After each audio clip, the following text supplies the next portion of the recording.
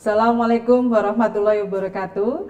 Perkenalkan, saya Susi Juta Budiharti. Saya bekerja di SMK Negeri 8 Semarang. Saya mengajar matematika di jurusan Teknik Jaringan Komputer dan Telekomunikasi. Kali ini kita akan belajar mengenai bilangan berpangkat atau yang biasa dikenal dengan istilah eksponen. Ini materi tentu saja bukan yang baru buat kalian, karena ini pernah kalian dapatkan ketika duduk di bangku SMP. Baik, di SMK materi bilangan berpangkat atau eksponen ini dalam kurikulum Merdeka dikategorikan dalam fase E, sehingga capaian pembelajarannya dapat menggeneralisasi sifat-sifat operasi bilangan berpangkat atau eksponen dan logaritma. Tujuan pembelajaran dari bilangan berpangkat ini adalah diharapkan mampu menggeneralisasi sifat-sifat tersebut dalam penerapan di mata pelajaran produktif yang kalian pelajari. Pemahaman bermakna dalam bilangan berpangkat kali ini, seperti yang kita ketahui bahwa manusia itu pasti memiliki keterbatasan, terutama untuk menghafal alamat-alamat IP, karena alamat IP itu dituliskan dalam berjejer angka yang cukup banyak. Maka dengan adanya pengalamatan jaringan ini merupakan suatu metode yang bertujuan untuk mengatur alamat suatu komputer yang terhubung dalam jaringan global ataupun jaringan lokal. Baik, pemantiknya kali ini adalah apakah kalian tinggal di perumahan? Mengapa diperlukan pengaturan alamat blok di rumah ketika dibuat gang-gang perumahan? Mengapa rumah yang masuk ke gang diberi nomor rumah baru? Dan mungkin kenapa dalam setiap gang ada koordinator atau ketua-ketua RT-nya? Baik, kita akan membahas semua itu dalam konsep dasar bilangan berpangkat atau eksponen. Jika A merupakan sebuah bilangan real dan N juga merupakan sebuah bilangan positif, maka pangkat N dari A ditulis A, kemudian pada pojok kanan atas huruf A dituliskan huruf N. Sehingga penulisan tersebut dibaca A pangkat N, di mana A itu sebagai bilangan pokok atau bilangan dasar, sedangkan N itu sebagai pangkat atau eksponen. Sehingga A pangkat N itu merupakan A dikali A sebanyak pangkat N-nya. Nah, sekarang kita coba kaitkan konsep dasar dari bilangan berpangkat tadi dalam hal pelajaran produktif yang kalian pelajari. Di sini saya mencoba mengambil materi subnetting. Contoh kasus dalam subnetting, misalkan Anda bekerja di sebuah perusahaan sebagai network administrator. Anda diminta untuk merancang sebuah jaringan client server seperti yang terdapat pada gambar topologi di samping. Anda ditugaskan untuk memberikan alamat IP masing-masing PC. Jika diketahui IP networknya 192.168.100.0/30.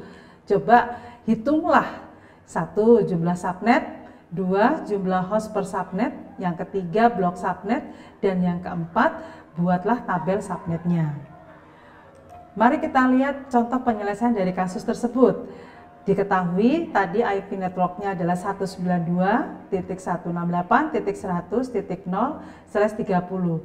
Hal ini berarti subnet max-nya /30 yaitu 255.255.255.252. Ini terkategori dalam kelas C. Maka binernya, bilangan binernya seperti yang terlihat pada layar di depan Anda. Baik, untuk perhitungan jumlah subnet, ini kita menggunakan rumus 2 pangkat X. Nah, 2 pangkat X inilah merupakan konsep dasar dari bilangan berpangkat, di mana X adalah banyaknya biner dari angka 1. Di dalam bilangan biner dengan IP tersebut, didapatkan subnetnya adalah 2 pangkat 6. X, angka satunya berjumlah sebanyak 6, sehingga 2 pangkat 6 sama dengan 64 subnet. Berikutnya persoalan yang kedua, jumlah host per subnetnya. Kita menggunakan rumus 2 pangkat Y dikurangi 2, di mana Y adalah banyaknya biner angka 0. Pada bilangan biner tersebut angka 0-nya berjumlah sebanyak 2, sehingga jumlah hotspot per subnetnya adalah 2 pangkat 2 dikurangi 2 sama dengan 4 dikurangi 2 sama dengan 2, sehingga jumlah host per subnetnya adalah 2. Berikutnya yang ketiga, persoalan ketiga adalah blok subnet kelas C C max sebanyak 256 diperoleh dari 2 pangkat 0 ditambah 2 pangkat 1 sampai dengan 2 pangkat 7. Bila mana itu kalau dijumlahkan hasilnya adalah 255. Karena bilangan digital itu mulai dari 0 sampai 255, maka total bilangannya adalah 256, sehingga blok subnetnya 256 dikurangi nilai subnetnya. Nilai terakhir subnetnya coba kita lihat kembali di sini, nilai subnet terakhirnya adalah 252, sehingga blok subnetnya adalah 256 dikurangi 252, sehingga jumlah blok subnetnya ada sebanyak 4. Sehingga persoalan yang keempat bisa terjawab, kita bisa membuat tabelnya. IP networknya kita tuliskan 192.168.100.0. Host pertamanya 192.168.100.1. Host terakhirnya 192.168.100.2 dan broadcastnya 192.168.100.3. Dari persoalan ini paling tidak kalian sudah sedikit memahami penggunaan dari bilangan berpangkat dalam materi subnetting yang ada pada mata pelajaran produktif. Nah, sekarang sesuai dengan capaian pembelajaran dan tujuan pembelajaran tadi adalah kita dapat menggeneralisasi dari sifat-sifat bilangan berpangkat. Nah, sifat-sifat bilangan berpangkat seperti yang ada di layar itu ada sebanyak 8. Sifat yang pertama, bila mana A pangkat M dikali A pangkat N, bilangan pokoknya sudah sama-sama A, maka pangkatnya tinggal dijumlahkan. Kemudian sifat yang kedua yaitu A pangkat M dibagi A pangkat N, bilangan pokoknya A sudah sama, maka pangkatnya tinggal dikurangkan. Sifat yang ketiga, sebuah bilangan berpangkat A pangkat M dipangkatkan lagi N, maka pangkatnya tinggal dikalikan.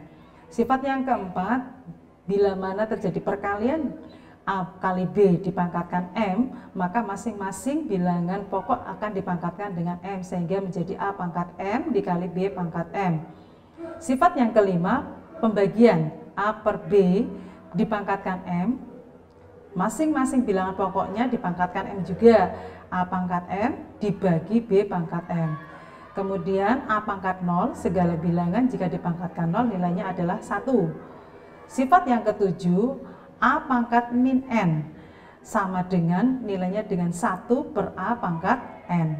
Sifat yang ke-8, akar A pangkat M dari N itu bisa dituliskan A pangkat M per N.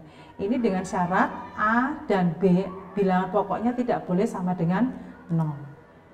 Baik, ini berikut adalah contoh-contoh yang bisa kita terapkan dari penggeneralisasian sifat-sifat bilangan berpangkat. Yang pertama 10 dikali 10 pangkat 6. 10 di sini pengertiannya adalah 10 pangkat 1. Karena bilangan pokoknya sudah sama-sama dengan 10, maka pangkatnya tinggal dijumlahkan menjadi 10 pangkat 1 tambah 6 sama dengan 10 pangkat 7. Contoh yang kedua, 1/5 dipangkatkan 4 dibagi 1/5 dipangkatkan 2.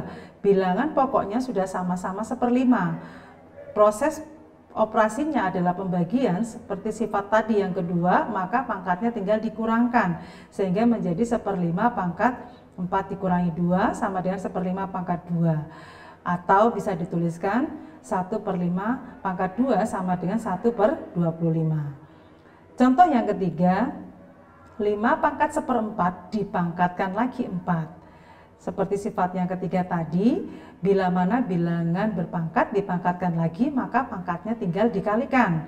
Sehingga menjadi 5 dipangkatkan 1/4 dikali 4, 1/4 dikali 4, 1, maka 5 pangkat 1 sama dengan 5.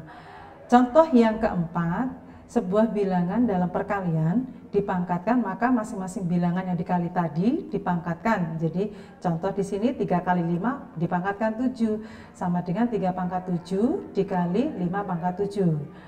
Kemudian contoh yang kelima, A kali B pangkat 2 dibagi C pangkat 5 dibagi dibagi C pangkat 5 D pangkat 12, semuanya dipangkatkan 4, maka masing-masing bilangan pokok dikalikan dengan pangkatnya sehingga menjadi A pangkat 4, B pangkat 2 dikali 4 menjadi B pangkat 8, C pangkat 5 dipangkatkan 4 lagi berarti menjadi C pangkat 20, D D pangkat 12 dipangkatkan lagi 4 berarti menjadi D pangkat 48. Berikutnya kita lihat soal yang ke-6. 5 pangkat min 1, ini pengertiannya adalah 5 pangkat min 1 per 1, sesuai dengan sifat konsep bilangan dasar tadi yang ke-6. 5 pangkat min 1 sama dengan 1 per 5 pangkat 1. Jadi 5 pangkat 1-nya menjadi positif tetapi berada pada posisi penyebut. Berikutnya yang soal ke-7. 1 per 4 dipangkatkan min 3. Ini berarti pengertiannya masing-masing bilangan pokoknya dipangkatkan min 3. Kemudian ini menjadi 4 pangkat min 1 dikali min 3 sama dengan 4 pangkat 3 sama dengan 64.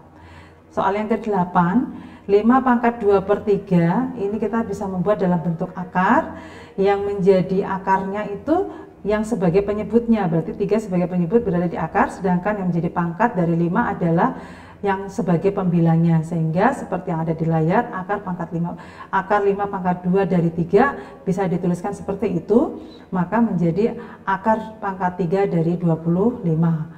Soal yang ke-9, akar pangkat 5 pangkat 8 dari 4 sama dengan 5 pangkat 8 per 4 sama dengan 5 pangkat 2 sama dengan 25. Baik, itu mungkin sedikit tentang bilangan berpangkat yang bisa kalian pelajari. Terima kasih. Assalamualaikum warahmatullahi wabarakatuh.